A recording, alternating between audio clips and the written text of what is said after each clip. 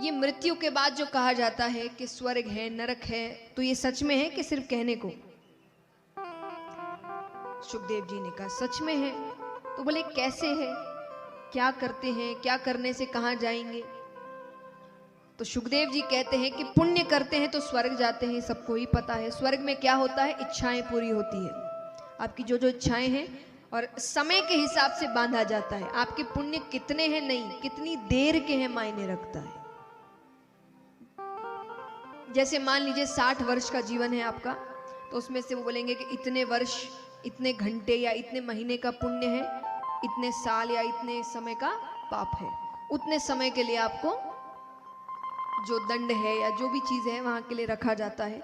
उतने समय के लिए आपकी इच्छाएं पूरी होगी। नरक में क्या होता है, बोले नरक एक नहीं, कुल 28 नरक लोक है, अलग अलग जगह। जैसे जैसे पाप किए हैं वैसा वैसा दंड मिलता है। कैसे, आइए उदाहरण स्वरूप आपको बताती हूं। और उदाहरण माने मैं असली दंड नहीं बता रही, क्योंकि वो दंड तो जब राजा परीक्षित ने सुने वो ही डर गए थे, जिन्होंने अपने जीवन में ही सिर्फ एक पाप किया था। हम और आप तो कितना डर जाएं। तो उदाहरण, एग्जाम्पल के तौर पे मान लीजिए कि घर में जो डस्टिंग करते हैं ना, डस्टिंग यानी सिर्फ झाड़ना, कपड़े से, सूखे कपड़े से झाड़ना। तो डस्टिंग का कपड़ा है, उसको साफ कैसे करोगे? साफ करना है उसे झाड़ के, या ज्यादा से ज्यादा थोड़ा सा पानी में धो दिया, हो गया ठीक। फिर मान लीजिए घर के पोछे का कपड़ा है, उसको साफ कैसे करेंगे? पानी और साबुन या सर्फ इत्यादि जो होता है उससे साफ करते हैं, थोड़ा निचोड़ते हैं, तब जाके वो साफ होता है। अब मान लीजिए घर के चौके का कपड़ा है जिसमें तेल की चिकनाई इत्यादि है, उसको कैसे साफ करेंगे? गरम गरम खोलते हुए पानी में डाला जाएगा, फिर कॉस्टिक सोडा इत्यादि डाला जाता है, खूब कूटनी से पीटा जाता है, खूब निचोड़ा जाता है, तब जाके वो।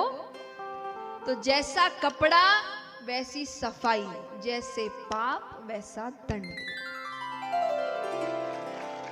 जैसे पाप करोगे वैसा दंड दिया जाएगा। तो राजा परीक्षित तो बड़े डर गए। राजा परीक्षित कहते हैं, प्रभु ऐसा कुछ है क्या कि जीव पाप भी करे और नरक भी ना जाए? बोले नहीं, ऐसा कुछ नहीं है। हाँ, तुम ये कर सकते हो कि एक बार तुमने पाप किया तो उसका प्रायश्चित कर लो और उसको वापस दोहराओ ना, तो दंड बहुत कम हो जाता है। बोले नहीं, कोई तो रास्ता होगा कि जीव पाप भी करे लेकिन नरक ना जाए। सुखदेव जी कहते हैं, आप पापियों का भी कल्याण चाहते हैं? एक तरीका है। कैसा? बोले अंत समय में अगर मुख में भगवान का नाम आ जाए तो जीव नरक नहीं जाता।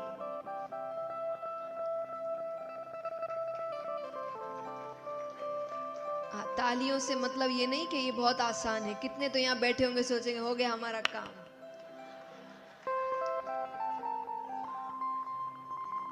जितना ये सुनने में आसान है उतना ही करने में कठिन। जन्म जन्म मुनि जतन कराही, अंत राम कही आवत नहीं।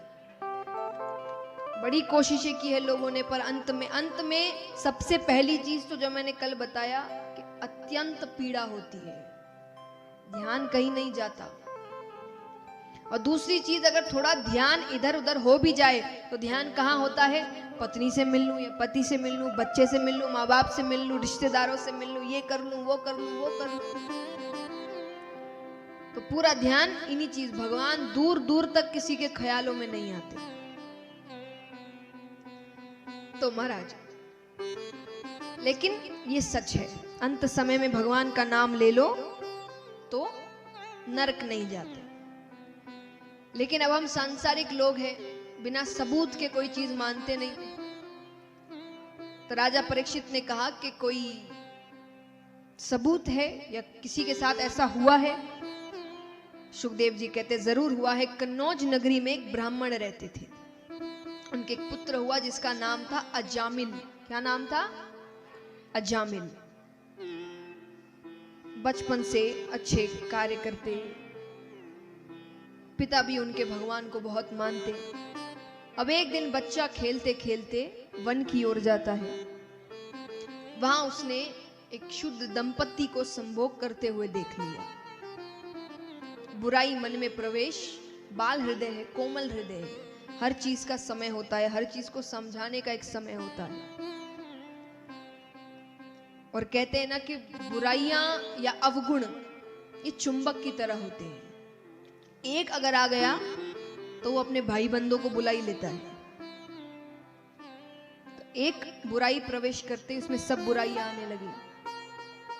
अब मदिरा पान करना, अब वो करने के लिए पिता से कैसे पैसे मांगे? चोरी करना। तो धीरे धीरे सारी बुराइयां प्रवेश कर गई। पिता की मृत्यु हो गई, चोरियां डकैतियां बनी, बड़ा सा महल खड़ा किया, खूब स्त्रियां सारी अपने साथ रखने लगा। अब कुछ समय बाद उसी नगरी में एक ऋषिगण 100 वर्षों की तपस्या करके उठते हैं, ऋषि। तो उन्होंने इस नगरी में आकर पूछा कि यहाँ किसी ब्राह्मण का घर है क्या? मुझे एक रात बितानी है। सबने कहा घर तो है पर वो ब्राह्मण कहलाने योग्य नहीं है। सिर्फ ब्राह्मण कुल में पैदा हो जाने या किसी भी कुल में पैदा हो जाने से आपको वो बना नहीं देता, आपको वैसे कर्म करने पड़ते हैं। ये पदवियां हैं। कितना ये जात पात, ये पदवी है। आपको गुरु तब माना जाता है जब आप गुरु जैसे काम करेंगे। काम ही नहीं करेंगे तो क्यों मानेंगे? फिर तो हर एक इंसान जैसा सब कोई है वैसे ही है आप। लेकिन ये पदवी है, कब मिलती है? जब आप वैसी शिक्षा ग्रहण करते हैं, वैसे काम कर्म करते हैं। तो उन्होंने कहा ब्राह्मण है पर कहलाने योग्य नहीं। उन्होंने कहा मुझे क्या करना है? मुझे एक रात बितानी है। ठीक है, जाते हैं। एक कमरा मांगा, उसके पास इतना बड़ा महल दे दिया एक कमरा उसने। पूरी रात, अब सिद्ध ऋषि थे, उन्होंने सब कुछ समझ लिया, कौन है, क्या किया इसने। सुबह उठते हैं, जाने लगते। जाने से पहले कहा तुमने मुझे स्थान दिया रहने को, अगर कुछ वरदान मांगना चाहते हो, कुछ वचन चाहते हो। उसने कहा मेरे पास सब है, जाइए आप, हो गया। उसने कहा ठीक है। ऋषि कहते एक और बात मानोगे मेरी? कौन सी बात? तुम्हारी पत्नी को अभी 10वां गर्भ है, तुम्हारे संतान होने वाली है। बोले हाँ। तो बोले उसका नाम नारायण रखना। क्या रखना? उसने कहा ठीक है। चले गए। वो बालक ही होता है तो उसका नाम जैसे उसने वचन दिया था उसने रखा नारायण। अब क्योंकि घर का सबसे छोटा बालक है तो मोह ज्यादा है, तो अब दिन भर उसके मुख में केवल एक ही नाम, नारायण। इधर आना, नारायण कहाँ गया? नारायण ने खाना खाया, नारायण को नारायण नारायण नारायण, दिन भर नारायण। वर्ष बीतते हैं, अंत समय आता है उसका। अंत समय में जैसे ही यम के दूत आए उसको खींच के ले जाने लगते हैं कि डर के मारे उसने जोर से चिल्लाया नारायण मुझे बचाओ, नारायण मुझे बचाओ। भगवान को आवाज आती। भगवान अपने पार्षदों से कहते जाकर देखो कौन आवाज लगा रहा है, उसकी मदद करो। पार्षदों को देखकर यम के दूत चले जाते हैं। अब यमराज भगवान के पास आते हैं। वो कहते हैं आपके भक्त का अंत समय आता है, मैं नहीं जाता, लेकिन ऐसे पापी के लिए आपके पार्षद आए। भगवान कहते हैं पापी हो कि पुण्य करने वाला हो, जो अंत समय में मेरा नाम ले लेता है वो नरक लोग। अरे यमराज के वो आपका नाम नहीं ले रहा था, वो अपने पुत्र नारायण का नाम ले रहा था। भगवान कहते पुत्र समझकर, पिता समझकर, मित्र समझकर, शत्रु समझकर, नाम तो मेरा ही ले रहा।